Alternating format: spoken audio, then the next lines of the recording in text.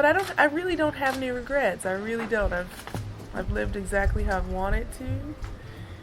I've tried my hardest every single time. I didn't win the matches that maybe I should have always won, but I really gave it my all. So that for me is enough.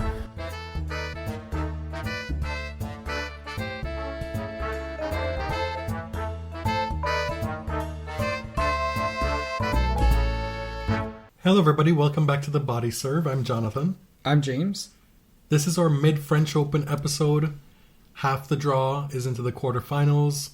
The other half have yet to play their round of 16 matches. It's been an up and down, topsy-turvy, frustrating, wet, rainy tournament. It has. Welcome back. I feel like it's been quite a while since we've been with you all, but we recorded the Friday before the tournament started because it starts on Sunday. Want to give folks enough time. I feel like if we track how many times your first words on the podcast are, it's been a while. Oh, okay, fine. You didn't want me to go with my other segue. I told you could do it. You could tell people how much you hate this tournament, how much it sucks. How much it's the worst of the slams. It's not totally that. I do feel that the first week has been a fairly miserable exercise. I think that Roland Garros without Rafa is a totally different animal, and it exposes some of its shortcomings. I think they should experiment leaving Paris. That's just a small suggestion, a small just fix. A little... Be for real. They won't, but this institution needs a total overhaul. We'll start with the men's draw, and the most notable match for us, and for a lot of folks, was obviously that first round matchup between Rafa Nadal and that guy. By now, you will have known that Rafa lost that match in straight sets. We'll talk a bit about that, and then segue into some of the more notable matches on the men's side thus far, as well as where we are in the draw, and then repeat the process for the women's. Okay, so organized. Rafa versus that guy was the most anticipated first round matchup by a mile. It's something we dedicated a lot of time to on the episode, and going in, obviously that guy was going to be heavily favored, having just won Rome. But Rafa's form and movement were a lot different than what we saw in Madrid. There were reports that he was practicing really well and that he was kind of coming into just feeling better in his body. We said on the preview episode that Medvedev practiced with him and said that it was a different Rafa from what he saw in Madrid and Rome. That turned out to be the case. A lot of folks feel that had Rafa gotten a more favorable draw, had he been able to play himself into the tournament a bit, even if he played that guy later on in the tournament, this could have been a different result. As it turned out, he did not have the luxury of that time. In the spirit of transparency, neither of us watched that match. You were at work doing a very big work event. I had a work event from Monday through Wednesday of this week. Unfortunately, I had to miss a lot of those matches. There was just no way to keep up. I could have watched that match, but I decided that if it were to be the last time I watch Nadal at the French Open, it was not going to be against that guy. And so I followed the match on the apps. I knew what was happening. I knew that Rafa served for the second set and was broken immediately. I knew that he had a lead in the third set and lost it immediately. But I'm going to rely on the reports from other people and the highlights that I've watched subsequently to tell you that it was not all doom and gloom. And that was borne out in Rafa's own words after the match. He said, quote, "My body has been a jungle for 2 years. You don't know what to expect. I wake up one day and I found a snake biting me. Another day a tiger. Have been a big fight with the things I went through, but the dynamic is positive the last few weeks. It's a big chance that it's going to be my last Roland Garros, but if I have to tell you it's 100%, I cannot predict what's going on. Give me some time. Maybe in 1 month I say I can't keep going. Today I cannot guarantee." Let us not be confused again. He has been, well, I wouldn't say unequivocal, but he's been clear about not having decided 100% whether or not this is his last year. He really, really wants to play the Olympics in Paris. It has always boiled down to how his body is feeling. Right. He said in the lead up to the tournament, if I feel like this at Roland Garros, that's not good. I might not even play Roland Garros. He got to Roland Garros. He felt much, much better. So he's now taking a wait-and-see approach with the clear goal of the Olympics in mind to see what the next steps are. You're not going to get months ahead predictions on his availability from Rafa at this stage of his career. It's going to be a day-by-day, week-by-week type thing. And right now, to my mind, it's the most positive he's talked about his body and his game in months. You had asked on Twitter, everybody guys, which is the bat signal for the Rafa fans, how are y'all doing after today? And we got, I think, 45 replies. There was a mix of people feeling grateful that they got to see Rafa play on Chatrier one more time, at least one more time. People feeling sad, dejected, angry, depressed. I have felt all of those things. Some folks feeling very proud of Rafa and how he performed. Our listener Patricia Lowe said, still processing. It's grim. And that's how I felt immediately. I was, of course, sad. I was feeling all of those grieving emotions. But at this point, it is what it is, right? This is just tennis. It makes me mad that this could be the end of his career. And that could be the final person that he played. But again, like, it's not a fellow player's job to enact justice, whatever justice looks like. I don't think that gentleman should be playing tennis right now, but here we are. We're in Paris and he's playing. Tony said that he's broke because he spent all day buying things. A little bit of retail therapy to deal with the events of that day. Our listener Aisha was there in person, and she was one of the people who said she was proud.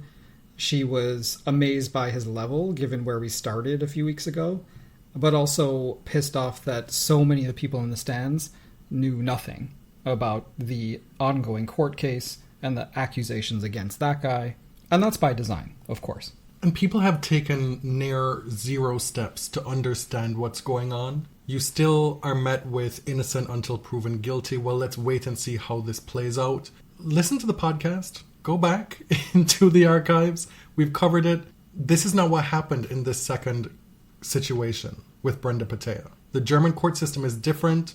He was levied a fine because he was deemed, in effect, likely to have committed a crime. And so this is an appeal on his part to try and remove that fine and those allegations that have been found warranted against him. Right. This is not like the U.S. court system where he's been arraigned and indicted and this is the first trial. This is an appeal. On Friday, May 31st, that was his first day of the appeal hearing. He was not required to be there in person. The prosecution and the defense met in a Berlin court. Not a very eventful day. There was, the prosecution outlined what they see as the facts.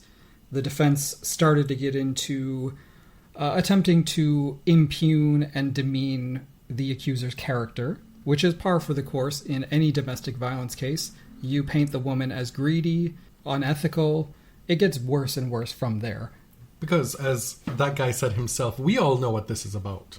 Right. Those were his words. The idea that Brenda Petea is using this to gain money or fame is outrageous. If you've ever witnessed what it's like for a survivor to go through the legal proceedings of pressing charges for intimate partner violence, it's not fun. You will come out of it painted as a whore, as greedy, as a liar, in almost all instances. And as a professional athlete, we know, right? They're all gold diggers. Oh, yeah. Every right? last one of them. And so why should she be any different? This is what that guy was trading on when he said, we all know what this is about. Right. He couldn't say it this bluntly, but his lawyers will on his behalf. As I said, not much happened. The defense asked for an adjournment and asked for the proceedings to be held in private. The prosecution actually agreed with that motion. They adjourned, and they will come back on Monday. It's still unclear whether Zverev will ever be required to appear. So far, no, but they're not ruling it out in the future. Meanwhile, all of this is going on.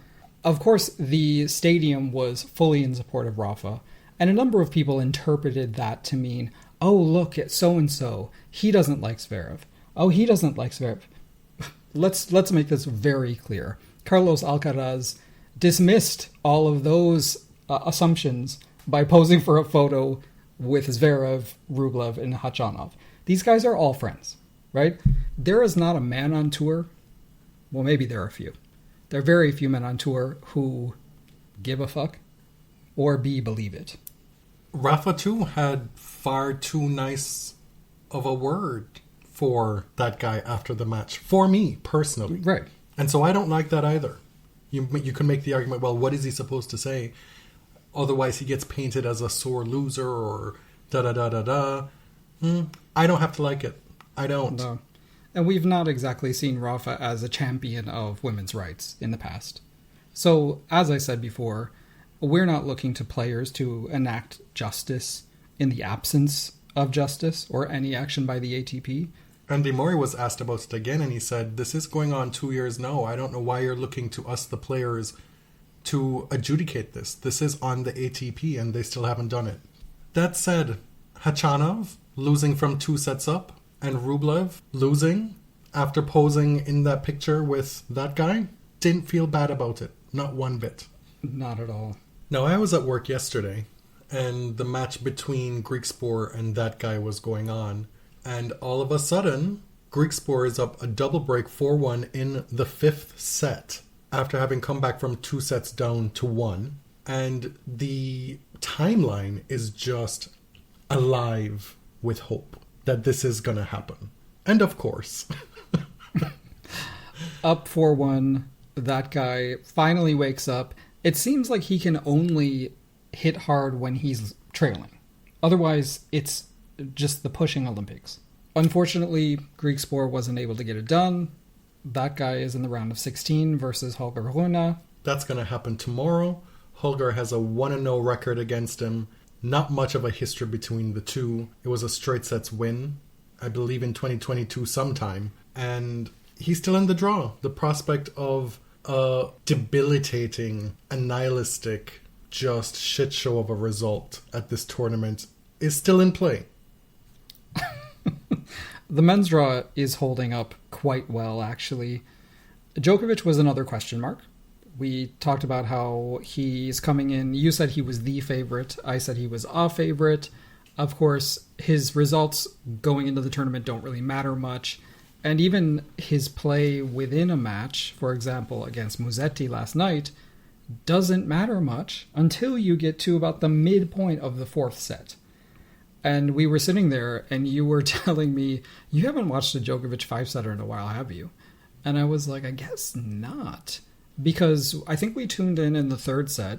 Djokovic looked apathetic, right? It wasn't like the usual moaning and screaming and complaining when he was down. It looked like he was cooked, like he was mentally elsewhere. And then the commentator said, well, remember, look out for the 5th game of the 4th set. And that's exactly what happened. It turned around then, and he did not look back. Your memory is just clouded by the theatrics and the histrionics as to what watching him is like. But he goes through these stretches of just abject oblivion. Yeah, it was like ennui. It's not new. And so you can have that, and then you can have the histrionics a little bit later on. You can have the interplay with the crowd. It's the full show. And so you were sitting there actually kind of like, oh no, like this is, what is this? He can't come back from this. And like, sir, what is, please, can you just, Shanice, can you shut it, please? Right. To me, it just looked like his brain was on another planet. Like, it just looked like he really didn't want to be there. And what we saw happen is that he gains a little momentum, starts dominating from the baseline, and stops that stupid non-stop serve and volley chip and charge that wasn't working, and then it's done and dusted. And Lorenzo, look what you did. You woke the beast. Djokovic is here now. He is, in my mind, the favorite. Because this is what he needed. Like, he needed this adversity to wake him up, remind him how much he loves this shit. The fact that he finished at 3 a.m., He didn't care last night. I mean, he may care today, like based on how he feels when he wakes up. But last night he was just on pure adrenaline. And to me, that's very scary for anybody left. Okay. He's still 37. The game is still not in pristine shape. He still hits 70 overheads per match with scoring like 3 winners from those 70 shots. Like there's stuff to be done against Novak given the right opponent. Oh, and sure. There are people still in this draw who can do it. I'm not saying he's not unbeatable, of course, but we just saw last night how he manages a 5-set match better than anyone. Right. I think you are more with him in the driver's seat in this tournament than I was to start the tournament. Because Carlos Alcaraz has shown that he is healthy. The arm problems are not bothering him anymore, and he's playing excellent tennis right now. And then we have Grigor Dimitrov. Why not? Making the quarterfinals of the French Open for the first time in his career. He was absolutely chuffed that happened today. Mm-hmm. So pleased with himself. Slipping, sliding, scraping himself all over the court. He was bleeding by the end of the 3rd set. This is what the Grisha Sans looks like currently. And he's not slowing down. He's only getting better.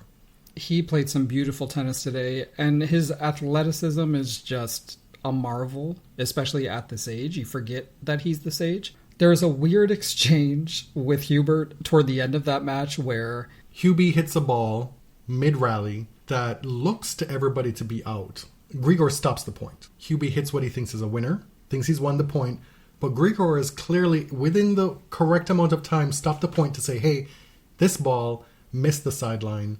He calls Alison Hughes down to look at it. She agrees, it's out. Urkac loses his mind. He says, call the supervisor. I mean, it's clearly out. Grigor comes over and says he's trying to defuse the situation. He's saying, no, that was the right mark. Like, let's just move on. It's not worth it. Obviously, the supervisor is not going to change the outcome. That doesn't happen. But apparently, on the changeover, Urkac walked over to Dimitrov and said, you want to continue with the lady here or you want to change? And Grigor, dumbfounded, says, change what? And Hubert says, change the umpire. Have you ever heard of such a thing? This was transcribed by the Tennis Podcast, so thank you for that. But change the umpire? Alison Hughes MBE? No, I don't think so. She has been around. This was such a bad look for Urkac. He already gives floundering, bumbling, adolescent energy as it is. Now this was full-blown man-child behavior. This was inexcusable. You have Grigor trying to make sense of the stupidity, the inanity of it. Like, what are you talking about? Because of one call, which you felt was wrong, but was actually correct. And it wasn't even an on the fence kind of call. The procedure of it, how it played out, everything was clear as day. It was above board. And so you have Grigor kind of gentle parenting you through that moment as it happened. And he's trading on his reputation of being one of the most fair play guys on tour. One of the most beloved guys, most respected guys. So when he tells Urkac, like, listen, this is correct. You then go to the changeover to ask him to do what? Like, this was done. Maybe this is a heat of the moment, losing your head kind of thing, and perhaps not a revealing your true self in the moment, because if it is the latter, you are scum in my book. Like, you lost all respect from me in that moment. Wow. And I think to a lot of people, including myself, it read as bewildering and sort of amusing only because of who he is. Like, that he doesn't feel like an aggressive figure. It just felt so bizarre and silly. But yeah, like, what were you doing? Are you not familiar with Alison Lang Hughes? That quarter was full of some of the stars of the clay season. Some clay specialists who, I have been wrong on any prediction that I made for this French Open. Alejandro Tabilo, for example, who had just defeated Djokovic in Rome. He lost in the first round to Zizou Bergs.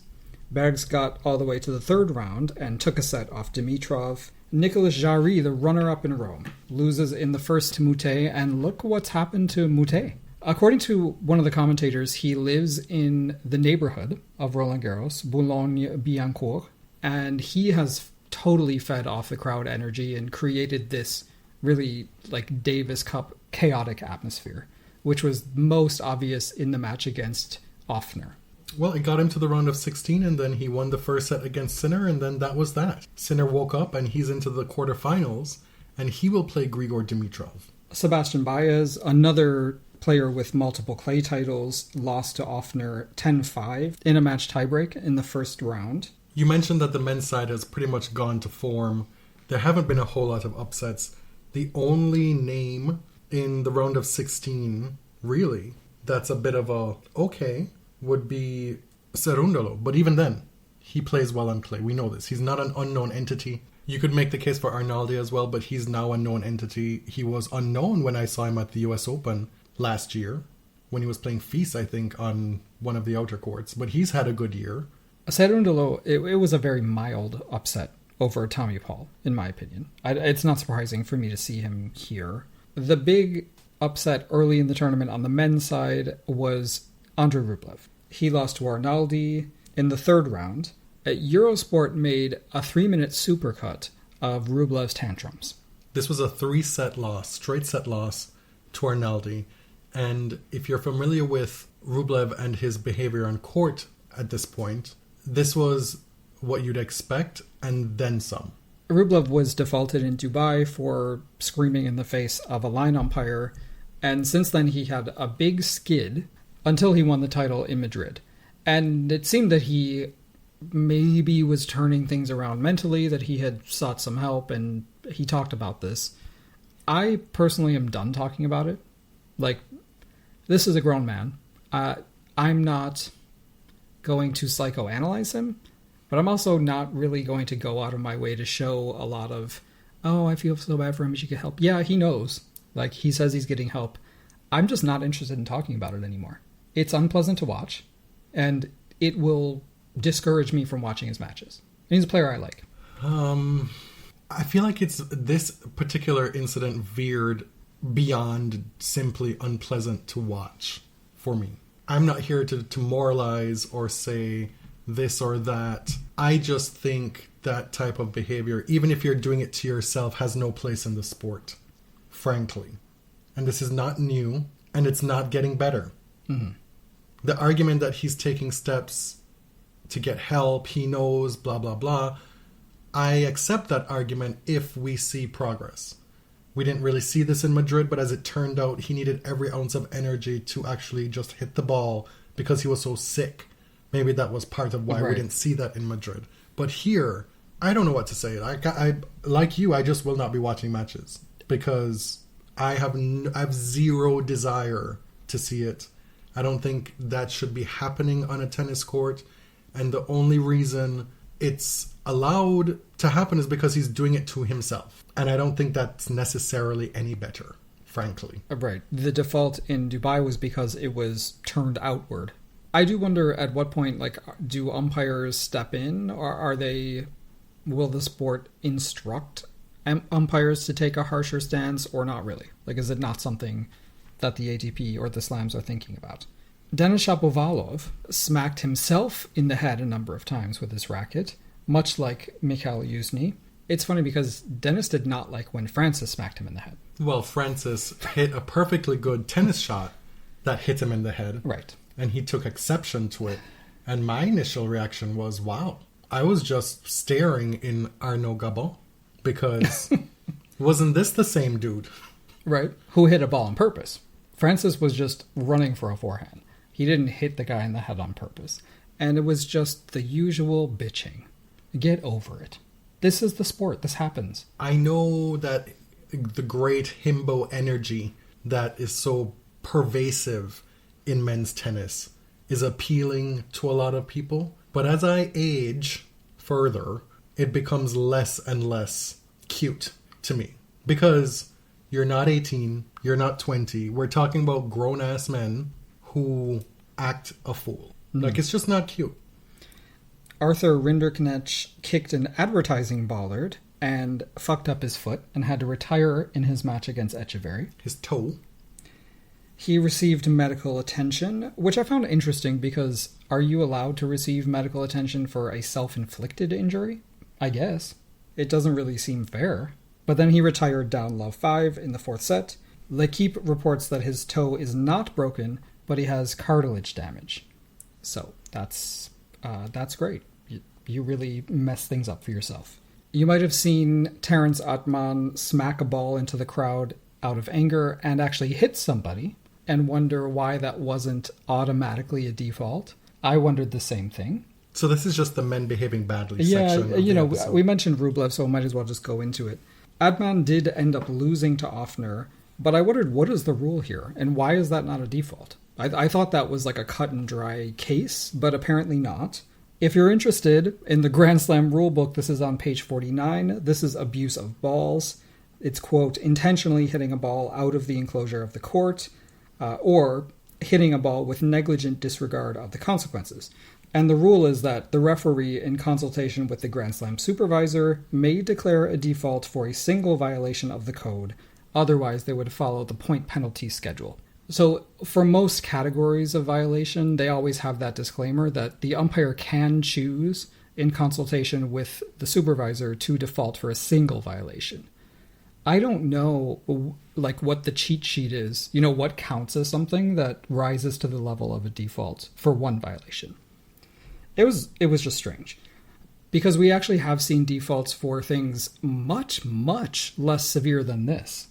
Kato and her doubles partner last year were defaulted for accidentally hitting a ball kid with a ball. You remember that? The Novak fans would probably be justified if they were mad about the double standard here. When Novak hit a line umpire, Adman hit a spectator. So which one is worse? Where we are now with the men's draw on the top half, where Djokovic is, those 8 men at this point, they're in the round of 16 stage. Djokovic plays Cerundolo, their first meeting.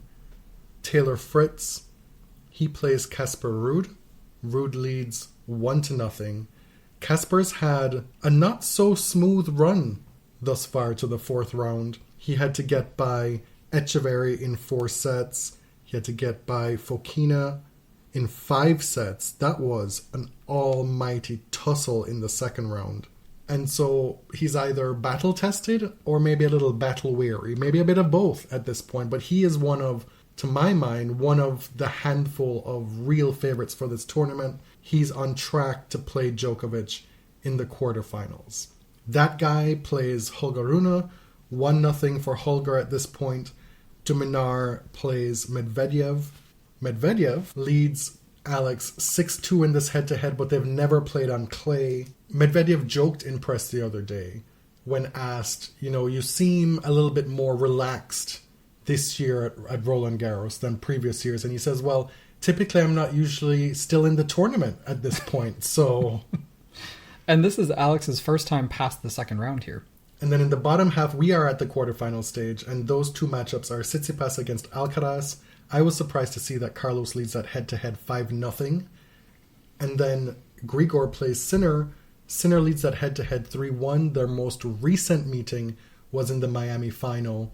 Easy straight-set win for Jannik. This is a different surface. The only time that Grigor has won in this matchup was their very first meeting in 2020, and that happened on clay in Rome. A quick note before we leave the men. This was the first time in history that 2 Canadian men were in the 3rd round of Roland Garros at the same time. That was Felix and Dennis. And we'll talk about this when we get to the women, but Bianca Andreescu is back. She's been gone for quite a while. This is her first tournament back, and she also reached the 3rd round. Good luck to that man, Stefano Tsitsipas, because he's in the quarterfinals to play Carlos on Tuesday, but on Monday he has double duty in doubles. He has to carry, as per usual, his brother through another draw in doubles, and then he's got the love match in mixed doubles with Paula to play on the same day. This is a lot of work to be doing in the 2nd week of a tournament, exacerbated by the fact that we've had so much rain. So many of these doubles matches that would have started already, they get short shrift when the schedule has to be readjusted, and so now he's in the back end of the tournament and he's got all this other work to do because, I don't know, Petros wants to play the Olympics, I guess. Have some relevance in tennis. A follower DM'd us about this on Twitter, and they're private, so I don't want to share their name. But they were saying that Petros has been playing a bunch of challengers with various doubles partners, and it looks like he's trying to get his ranking up a bit, but that the brothers have taken dozens and dozens of wildcards, which is one fewer wildcard for another doubles team. Petros has got his doubles ranking up to 118.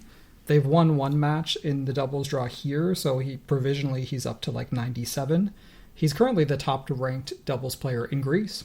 The Olympic qualification for doubles is a bit different than singles. There's a 32 team draw. There's, one host country acceptance, 31 direct acceptances, and they're based on a few different categories. In order of importance, it goes top 10 in doubles, direct acceptance, then the combined ranking of the team. And then after that, if there are more spaces, they prioritize players who are already in the singles draw. Mm. So based on that, I have no way of knowing, I don't know what the math is, that the Tsitsipas brothers will get into the Olympics. I'm sure there's somebody who knows better than I do. Essentially, it will boil down to, he's not going to get top 10 in doubles. So it'll boil down to what the singles field is like in Greek tennis at this point. That's something we could have looked into more granularly before we recorded, but that's just something to think about. Yeah, it just matters basically how many teams get admitted before Stefanos gets a priority because he is a top singles player. So you're saying Novak is still the favorite here? He's the one you'd pick? Well, all of my predictions have been wrong, so let me go with that because I don't want him to win. It's interesting. Holger Rune will be the, 95% favorite of people on Twitter in a way that he has never been before. Right? He's like the unproblematic fave of this matchup. Well, he may have an enshrinement coming if he's able to get the job done. We'll see. See, we forgive and forget. No, not in Pride Month. We don't forget that. Shall we move to the women?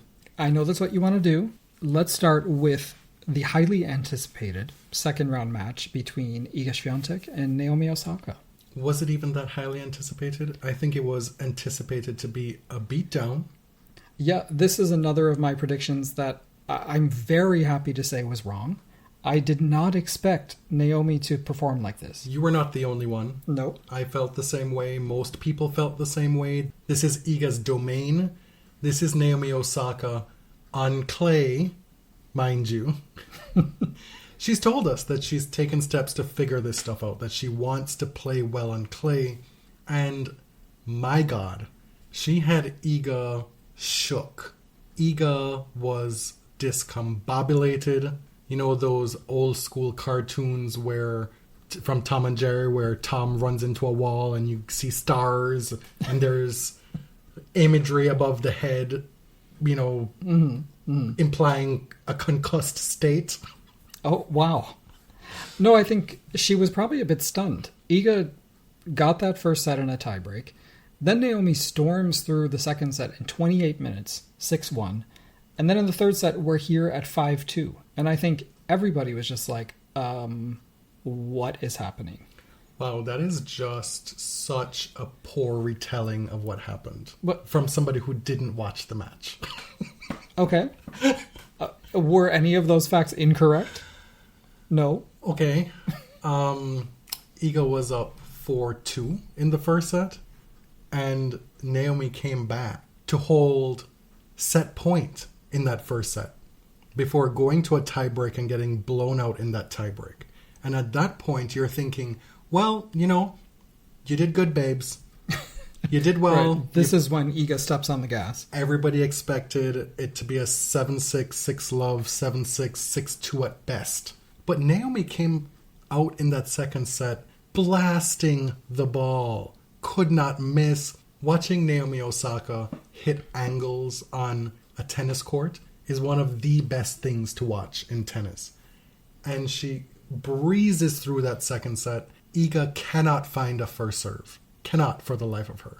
And what that eventuates is Naomi being able to rely on the predictability of Iga's second serve. So much so that on the ad court, she is moving around her backhand return before Iga has even struck the ball.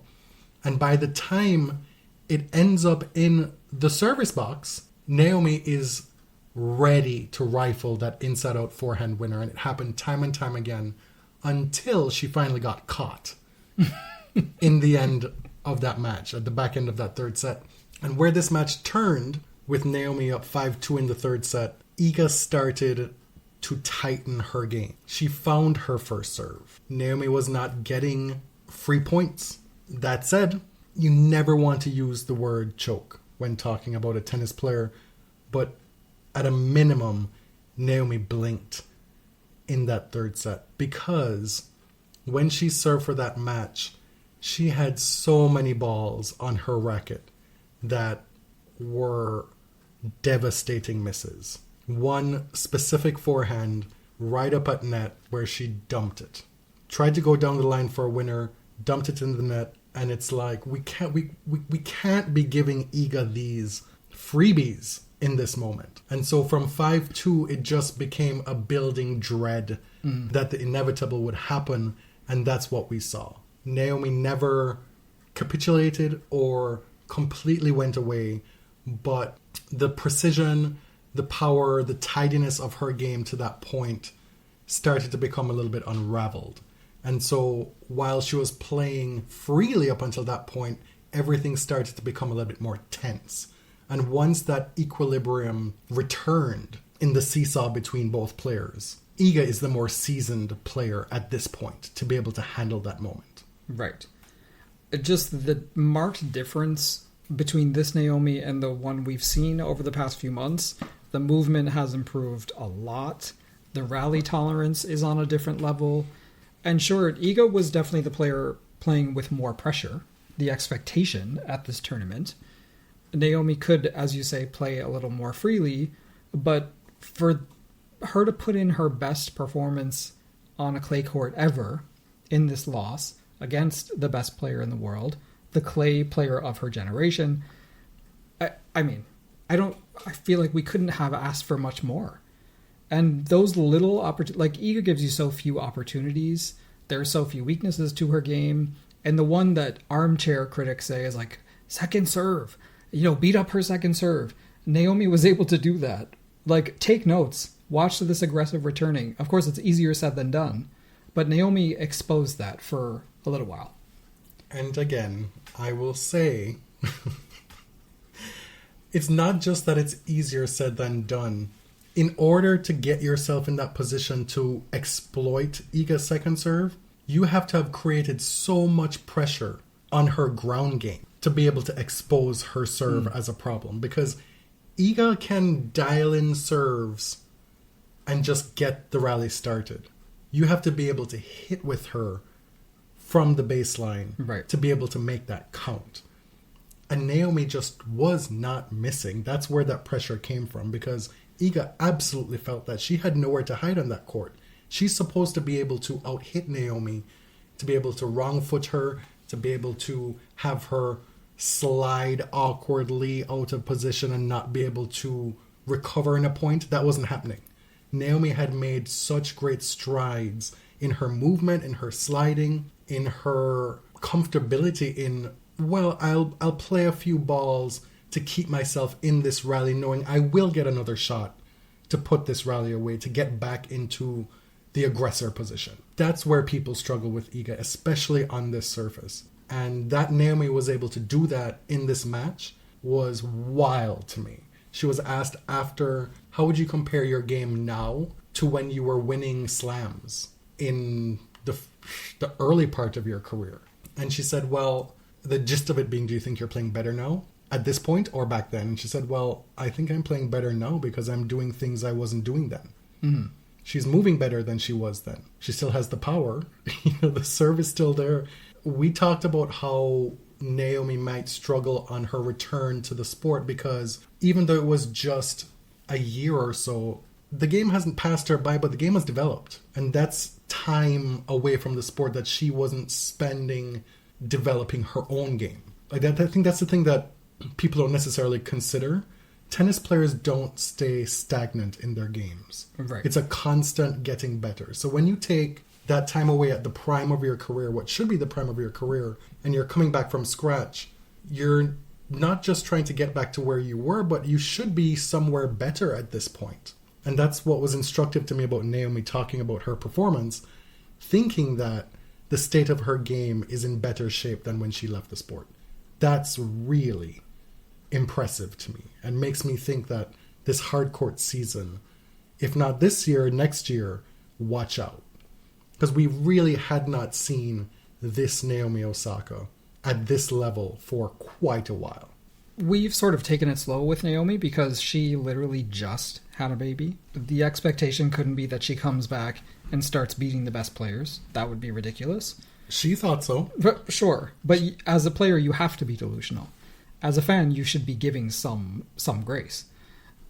She said in her press conference, in which she was confident, very jokey with reporters, just seemed like in such a cool place. She said, "I played her on her better surface. I'm a hardcourt kid. I'd love to play her on my surface and see what happens. But I also said in Australia that I'm kind of setting myself up for September anyway." What happens in September? Labor Day? The United States Open? It's Labor Day. This was so badass to me. Like, for her to come in with that kind of bravado and saying, yeah, I'm good now, but I'm expecting to be a lot better in September. She also said that she left the court after the match and cried a bit for a spell. And then she realized or remembered, hey, I was pregnant and watching Iga win this tournament last year. And to think that I'm able to do this a year later and push her like this, that's awesome. Mm-hmm. These two are friends, too. Remember their lockdown Instagram Live? That was like one of my tennis highlights of that whole period. What is with the crying police? Like, okay, we've got video of Iga crying in the gym after the match. Who cares? Isn't that a completely reasonable response to such a high-pressure, hard-fought match? Like, imagine the emotion you expend in a match like that. Why, as a reporter, are you asking somebody why they were crying? I was like, it's none of your goddamn business. None of your business. What? And Iga said, a little bit snarkily, maybe I was crying because there are cameras in the locker room. Meaning, that's a moment you should not have been able to see. Right. Why are the cameras there? Quite a few upsets on the women's side. Maria Sakkari losing in the first round to Gracheva, who is currently in the round of 16. Maria, her results on the tour have really improved over, I'd say, the past year. She's now working with David Witt. She got that Guadalajara title last year. She reached the final of Indian Wells again and the final of Washington last summer. But her slam results have not budged. In 4 out of the last 5 slams, she's lost in the first round. And for someone who's been so consistently a top 10 player over the past 3-4 years, those results are just kind of wild. In 2021, she reached those 2 semis in Roland Garros and the US Open. And I think you could probably view both as missed opportunities. And since then, her slam results just have not been slamming. The hottest player on tour, that's a lie, because that was Iga Swiatek. One of them. One of the hottest players on tour heading into this tournament, Danielle Collins, she lost in the second round to Olga Danilovic. And she led a set and 5-3 in that match. Previously, she beat Danilovic in 3 sets in Madrid and was unable to win that match. Danielle going out in the second round as one of the favorites for the title in her final season. One of the favorites? Yes. You think? Yes. If Naomi takes out Iga, then what? Fair. Obviously, this was a loss that came much earlier than expected. She won in Charleston. She made the semifinals in Rome. But Danilovic, I mean, look at her. Then the next day, she beats Donna Vekic to reach the 4th round. And randomly, this is such a weird stat, Danilovic is the only woman to ever win a slam match with the scoreline, love 6, 7-5, 7-6. Thanks, Opta Ace. Danilovic was once a rising star with a bullet on the WTA Tour. Injuries have upset her trajectory. She's trained at Novak's academy and seen him as a mentor in her career thus far. Up and coming in 2018 when she won the Moscow title, beating Potapova. More on her in a bit. As a 17-year-old. And this was the first title contested by two players born after 2000. Injuries set in. She started to gain traction again in her career in 2023, going down to the ITF level. She won the Madrid ITF in May and then reached the Roland Garros third round in 2023, won Bastad 125.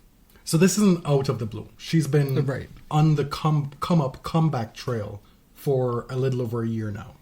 And you could see in her reaction to her victory over Vekic especially, she was just overcome with emotion. And you just never know what someone is going through as a professional athlete. She is actually the daughter of a very famous Serbian basketball player named Sasha Danilovic. He won a silver medal in the Atlanta Olympic Games playing for Yugoslavia. They lost to the USA in the final. And he also played 2 seasons in the NBA, where he averaged 12.8 points per game. That's really good. I was like, wow. Okay. This dude is a big deal. Ostapenko. Now. Well, go back and listen to our preview. I told you I was fooled by Yelena last year at Roland Garros. Won't be fooled again. I won't be fooled again. Until she puts in another run at a slam, I'm just not going to do it. Especially Roland Garros. Since she's won, her results here have been very bad. She loses to Clara Towson. Shout out to Clara, who is on the comeback trail from injury again. She reached the round of 16 before losing to Ons Jabeur today. And that's 2 huge barriers removed from Iga's path to this title. Yeah. This was a great top half and still is a great half. But getting Collins out of the way in Iga's quarter and then Ostapenko out of the way is huge for her. And then someone else who we said, okay, maybe might give her a little trouble because she's beaten her recently. The number 16 seed Alexandrova, out. Soon as. Mm-hmm. Still, it's not an easy path. There's still some tough players left in this top half. Swiatek has to play Vondrousova in the quarterfinal. And then Coco Gauff is still there. She's had 0 trouble in this tournament so far. Everything straight sets. She plays Ons in the quarterfinal. My two faves left in the draw have to play each other in the quarters. Can we talk about Coco for a second?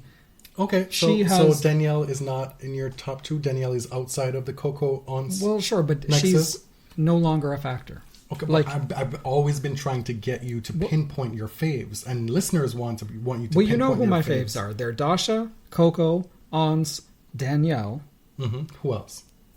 And that's a good number for now. I think there's another tier.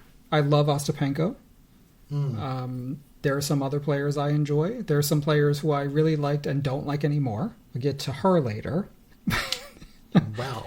And you think that I'm an Iga hater, but there's just no denying her. Who is you? Me or the listeners? Probably the listeners too. I will admit, there are many times where I'm not supporting Iga. I'm not rooting for her. But to watch her is to understand the true breadth of her greatness. As a tennis fan, I couldn't say I don't even like watching that. She is great. She is generational. Mm-hmm. Oh, and Naomi, of course. Yes. Naomi's just been gone for a little while, so. As much as I have so many people I have to defend Iga to in my life, be it in my personal life or my online life, through DMs, through what have you. I'm not even the world's biggest Iga fan. I just think there's so much injustice. No, I think there is. There's some hateration. A lot of holleration, and a lot of it should be, in fact, directed to her fans as opposed to Iga herself. Well, that's... If I'm being frank. But during this match against Naomi, this is a Naomi household. Right. It doesn't matter that Naomi pranked me back in Cincy a few years ago. When the juice got loose. Run the tape. When the juice got loose. Never held that against her. And so I was 100% on board for Naomi winning that match. I don't even feel bad about it. Right.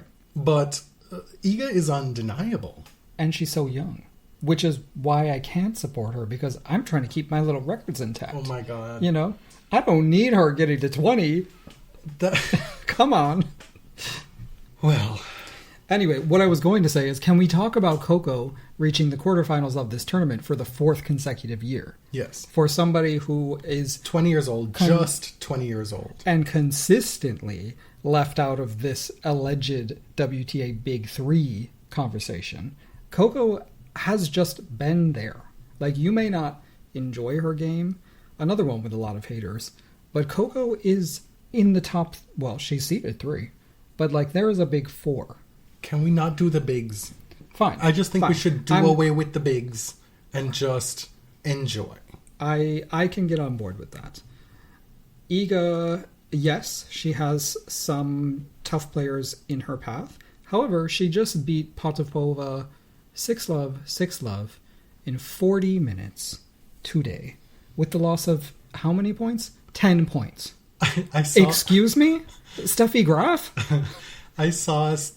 Don't quote me, but I saw something on the internet while preparing for this episode. There was a lot going on today. I was watching the West Indies first match of the T20 World Cup. That was way closer than it needed to be. I've been watching some baseball, watching tennis, of course, a lot going on. And I came across this tweet saying that this is the 4th straight year where Iga has double bageled somebody with a last name starting with P. Right. And then Ellen Perez pops up. That's why I don't play singles. I'm out of here. I'm not here to try and be a victim. That's why I don't play singles anymore. You know, every now and then she has a banger. Yes.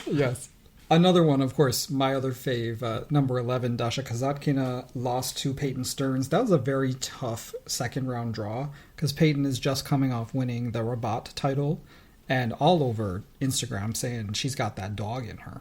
That's what she said. That's like she's never beating the Coco Vandeweghe allegations. American. She's never beating those allegations. Swiatek owns a 3-0 record against Vondrousova. Now, this is another player who will always get hate. Oh, just disrespected. Such disrespect to Marketa Vondrousova. What would her career look like if she were never injured? Right. She's still so young and a 2-time slam finalist, winner of Wimbledon. She's not scared of anyone. And I don't know, it's always people saying, oh, I can't believe she's a 2-time finalist. Well, she is. Well, guess what? She's made the quarterfinals of 3 of the last 4 slams. Starting with the win at Wimbledon, quarters at the US Open, fine. First round at the Australian, and now again, minimum quarterfinals at the French Open. Right. She is here. Like, she is one of the players who, when they win or show up deep in a tournament, this is not a surprise anymore. She's not a one-hit wonder at this point.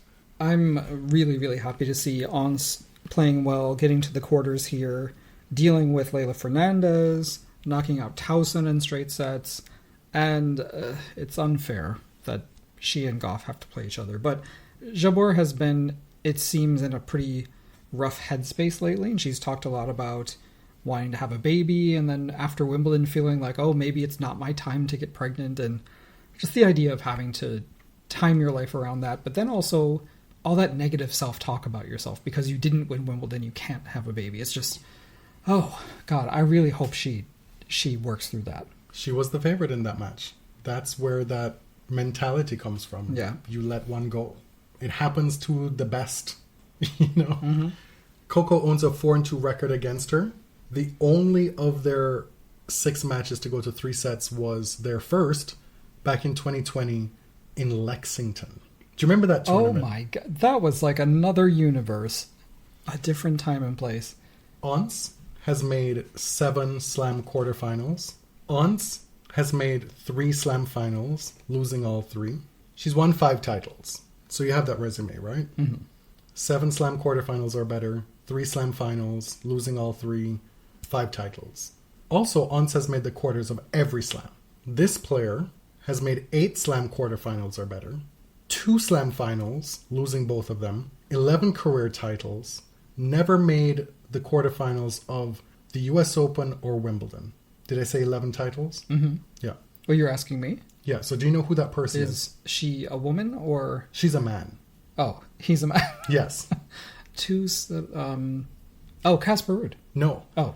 And so Wait, what was the criteria? Never mind. Just let's why I move on. think about this comparison is the perception of this man's career is so outsized to what Ons has achieved in her career, and yet their resumes are not totally dissimilar. We're talking about Stefanos Tsitsipas here. Oh, Right? Like, you Okay, think of Tsitsipas yes. as opposed to Jabeur and how they're thought about in tennis. Their Yeah. career high ranks, they're this, all they've achieved.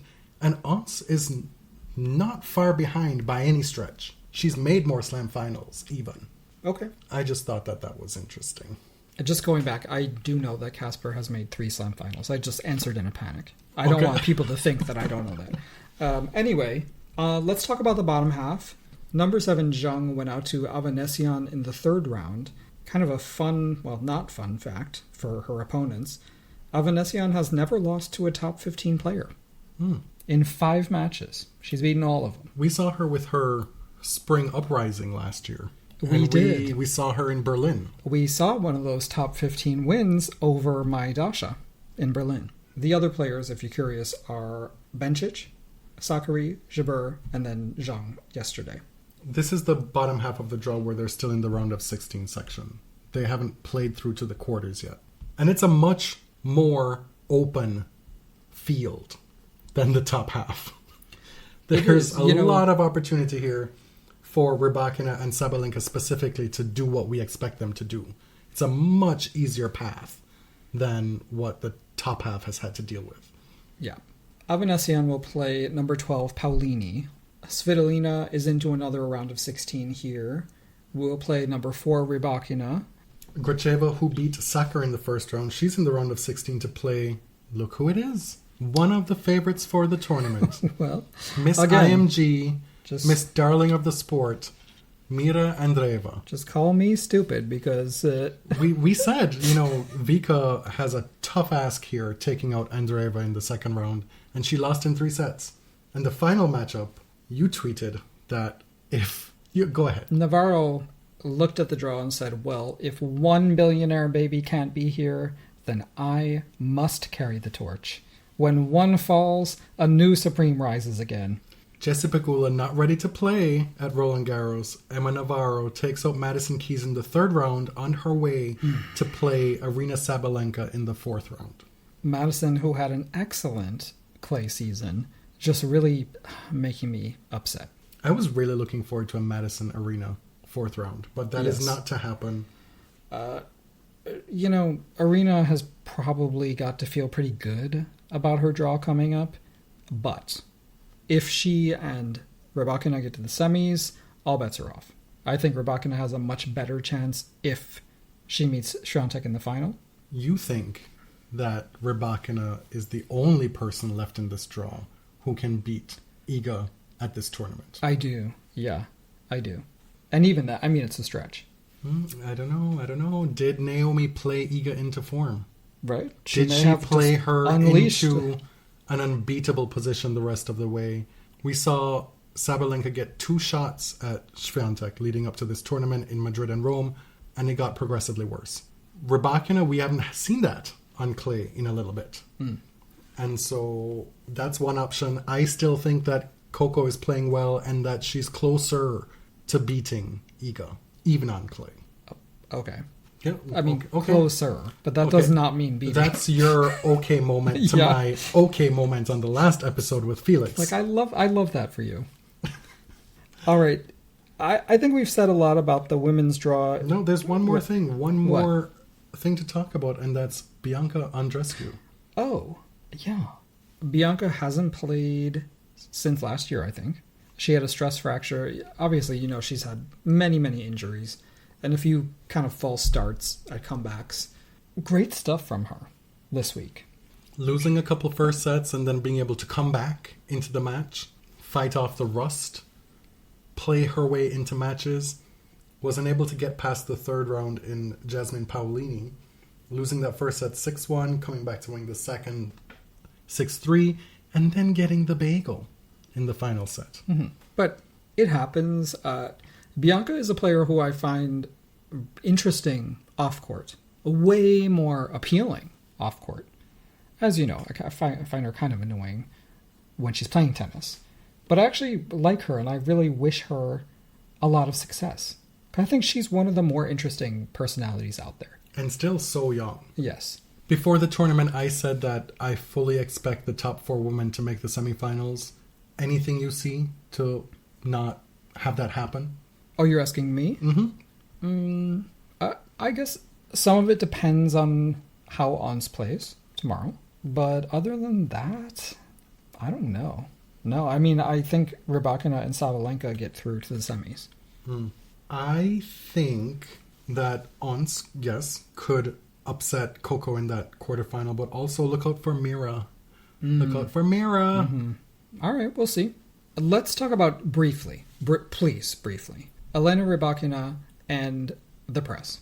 What the hell happened? This came to my attention when Ben Rothenberg was tweeting early in the week about how Rybakina behaved poorly and gave terrible answers, and that tennis players are, in fact, entertainers. Mm-hmm. And this is part of the job. And I agree, they are entertainers. He was doing a lot. He was doing a lot. But it was ethically consistent. In a way that a lot of... In his ethics? In a lot of... Yes. It was like, it had internal logic, you know? I appreciated that part. I don't agree. I mean, I agree that tennis players are entertainers, but what I didn't agree with is like, who cares? Like, why do we care, really? I think it just boils down to whether you think it's rude or not. Because it was rude. Like I've said repeatedly, tennis players don't need the press. They don't need tennis press specifically. The tours need them to participate in that process. Mm-hmm. But the tennis players themselves don't need it. Reporters need them to participate in that process. And when somebody like Medvedev shows up every time and he's his best self in press, regardless, he's always giving everything in press. Everybody loves him for that reason. It's impossible as a beat reporter or somebody who covers the sport consistently to not develop favorites because of the access, not even just access, but the quality of stuff that they give you and the consistency of it, right? Totally. And are they nice? Like, are they nice to you? Do they look at you and treat you like you're a human? Right. And so, but what's different in this case is that Rybakina is not that girl. No. Like, she's not the personality to do that and get away with it without consequence. Do you know what I mean? Well, because even on her best days, is she giving you a lot? She doesn't give anything. Right. And so that at one point was part of her appeal and her charm, and we enjoyed that. But when you show up now and you get fairly innocuous questions, frankly, questions that are not problematic, they're not stupid questions. They often can be. Right. Depending on why are you crying? Depending on who's in the press room and who's asking the questions. But these questions were not a problem, and it was met with just a stank-ass attitude. Yeah, I guess. I mean, it happens, I guess. And not every player is going to be this big, charismatic personality, and not every player has to be. We've also talked about like how the press environment has changed profoundly in the past 50, 60 years. Like the press conference format maybe is old. You know, maybe it's time to move on. And we talked about this when Naomi Osaka said she wasn't doing press. Is the press conference model even helping anyone, including reporters? You know, there's so few like major papers who are sending reporters these days. Is that the best way to get your story? I don't know. But regardless, this is a player who has complained about court assignments and her stature in the game not being what she thinks it should be. Right. And so this is the irony of it all for reporters, that you complain about these things, but yet you're not willing to participate in the process. Okay. This was the player who I did like, but I've sort of soured on recently. You were a big fan for quite a few months there. There are a few reasons. One of them is that, I mean, I've finally just kind of admitted that she's just kind of dry. Even her fans. When you look in the replies and stuff, her fans behave in strange ways. What are the adjectives that they use to describe her? Even saying, defending her in this situation, it's like, she is blonde, statuesque, beautiful, graceful, stunning. She's a doll. Right? It's never about her personality. It's about objectifying her body and saying like she's this untouched, innocent, beautiful baby doll. Mm-hmm. And for me, it's just the Vukic thing that's always been incredibly weird to me. Yes. And I don't care what she says. And how hard they went when a few commentators dared to ask questions. I know what I see on TV. I know what I've heard. I know this, that. Like, I know enough to be like, I'm going to keep my distance from that because it just feels kind of weird to me. Yeah. The whole, I guess, the row, is that what they say? The row this week has been amusing to me more than anything else. I've been apathetic about it and amused because then the Express reports the next day, not a single reporter requested Rybakina in press. Therefore, there was not a press conference. We are talking about a Wimbledon champion, the number 4 player in the world, not having a press conference because the reporters didn't want her. And she didn't want them. So it was actually the perfect ending. It sounds so acrimonious and it sounds so bitchy, you know? Right. But how the process works is you have the press corps and you have to submit requests to have interviews. And so that pretty much always happens for the top players. I thought it wasn't a question. I thought for the top players, they just came in, regardless. No. Somebody has to request. Typically at these tournaments, you have your home-based reporters sometimes. You have your home press corps. Like when Kei Nishikori showed up to Cincinnati or any of those North American tournaments, the Japanese media presence was completely different than at any other tournament, right? Right. There are all these different reasons why people request players. But that nobody did is telling. It was just so funny to me. And I think what's happening here is that, yes, Rybakina was being purposely uncooperative. And at the same time, I think the press was a little too trigger happy in the way that they reacted. And they overestimate the importance of the press conference in general. Ultimately, people don't care. Sure, but people will use the quotes from the... No, but people will grab the quotes from press conferences constantly without crediting them. You know, like say, oh, press conference is dumb, we don't care, but you'll use the stuff that comes from it. Oh, well, yeah, because these accounts, and we see them pop up a mile a minute. Of course. They all screenshot and grab and take full quotes, pages of them from press conferences, and when they're called on it, because they weren't there, they didn't ask the questions, they didn't generate the content, they're like, oh, well, you know, I didn't know this was a problem. I was just so innocently doing this to promote the game. They might follow up with a credit. I will say, if you're looking to like build a follower base really fast, that's really all you have to do. Steal and pilfer. Take other people's stuff. You don't even have to present it as your own. Just the implication that it's your own. People will give you your flowers, and the count will just keep on ticking up. In no time, you'll have 15,000 followers. Okay. 2 of the main talking points of the tournament thus far have been the weather, the rain, the delays, the scheduling, and then that was all one. Okay. And then the crowd, which every year, I mean, the French crowd. This is Paris. They boo at everything. The weather has been atrocious. And let me tell you, it's led to a logjam of scheduling. It's led to people having to play way into the night. It's led to just a lot of mess. Mm-hmm. And this tournament is not equipped, I think, even in the best of times. But to be fair, I said that this has felt fairly miserable, but a lot of that has been out of their control. It's been because of the rain. It rained nearly every day. Most of the matches you're seeing are under the roof or under total doom and gloom. Heavy conditions. It's giving 2020 fall Roland Garros. Yes. Which Iga dominated, of course. But it just doesn't. It does not feel like a spring Roland Garros. But this is the reality of what we're facing in the future due to climate change. Like, kind of get used to these conditions, I think. The Saturday schedule, of course, was upsetting to a lot of people because they just tried to cram too many matches on Chatrier and didn't start super early. So Novak's match didn't go on until, after 10 o'clock?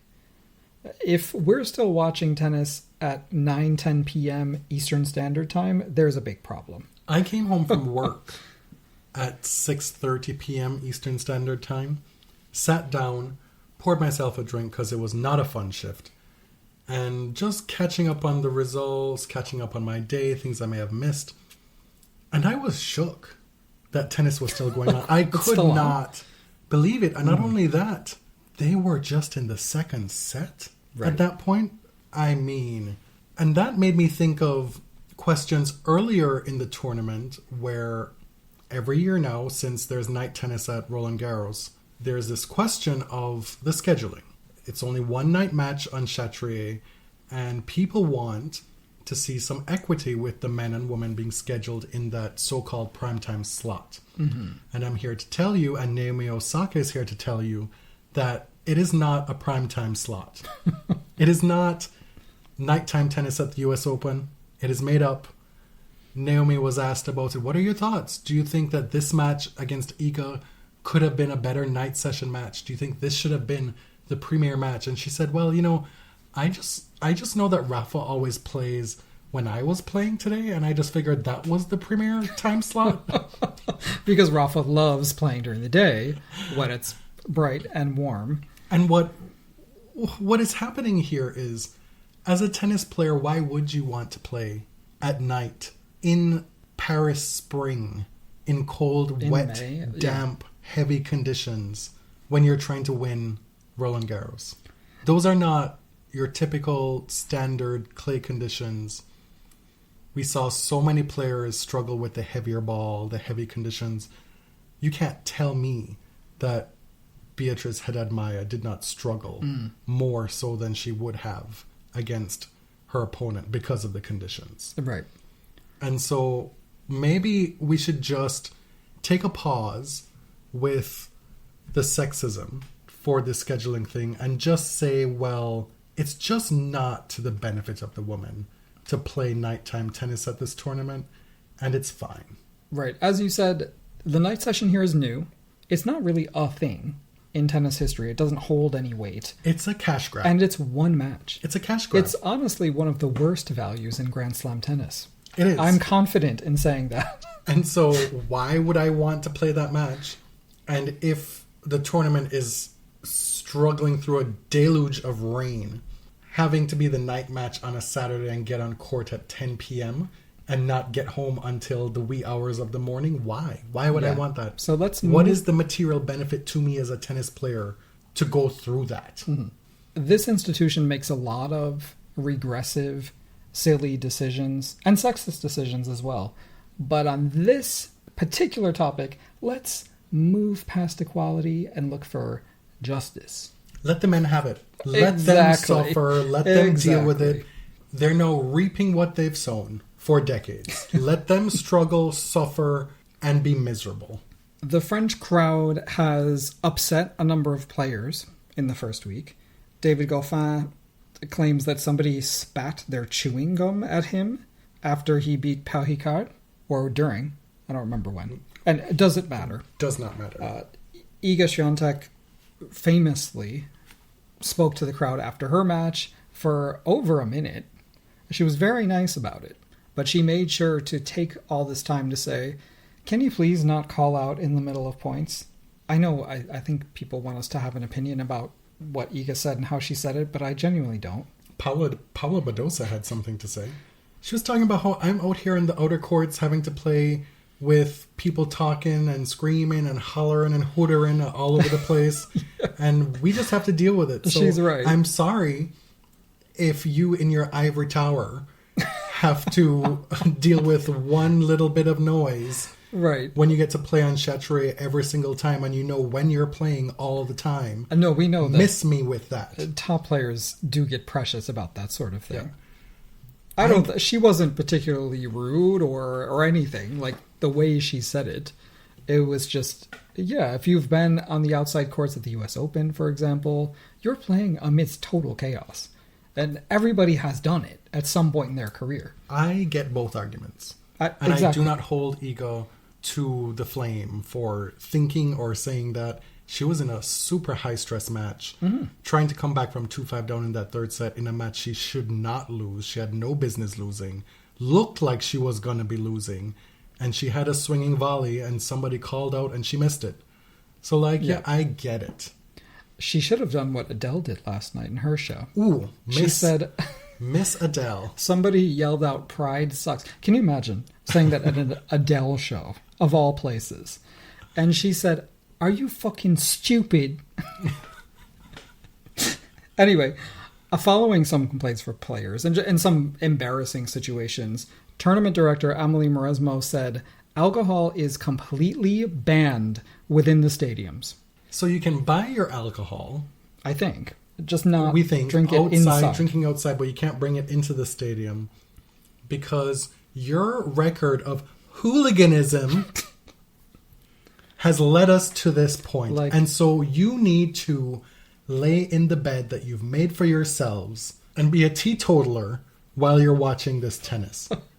And you know what? I do not like collective punishment. I've resented it ever since like kindergarten. You know, when they would punish the whole class for something one person did. I am perfectly capable as a grown adult of having a beer and shutting myself up during a tennis match. As you know, I prefer silence. I don't even need to hear people breathing. Exactly. You know? Treat it like a movie theater. But listen, if I flew, let me tell you, if we had chosen to go to Roland Garros this year and it rained every single day and then Ms. Mauresmo banned alcohol in the stands, I will hunt you down. You saw what I did to James Blake in the Miami episode. This would have been a 3-part series. It would have been like the full Karenization of me. The fuller, the more full. Right. Maybe some people already think it's full. But honestly, I would kind of be like, I don't want to be here. Like, I want my money back. It's raining. So I'm pretty not much coming here for... at every tournament you will attend and request a refund. Exactly. For a litany of offenses. But this one, I mean, really. Mauresmo said that she's seen a shift in behavior since the COVID restrictions went away. That's universal. The umpires have been empowered to be much stricter, and security has been increased. Which is good because the first press release, it sounded like she was asking the umpires to, like, personally eject people. Personally, I think, and this is a hill I will die on, if you are one of those who cough and sneeze without covering your orifices in public, you should be immediately arrested and sent to jail. There is no trial. There is no recourse. It's a set punishment and fine, and that's that. So, just for clarity, the body serve, we are anti-carceral except for sneezers and coughers, Donald Trump, and Alexander Zverev. Sirona Kirstein? Sure. Amelie is also pissed off about the attendance in Chatrier. A lot of people like to use this attendance to say, oh, Iga, Naomi aren't superstars because look at the stands.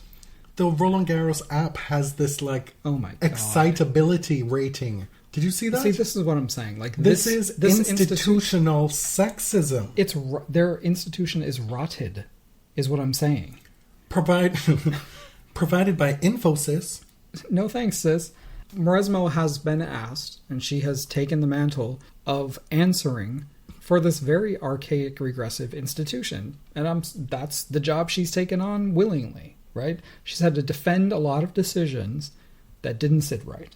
Somebody was interacting on Twitter with the reporter Carol Bouchard and said, listen, we have premium tickets, and these things cost a lot of money, and included in the premium ticket is a sit-down lunch that lasts 2.5 hours.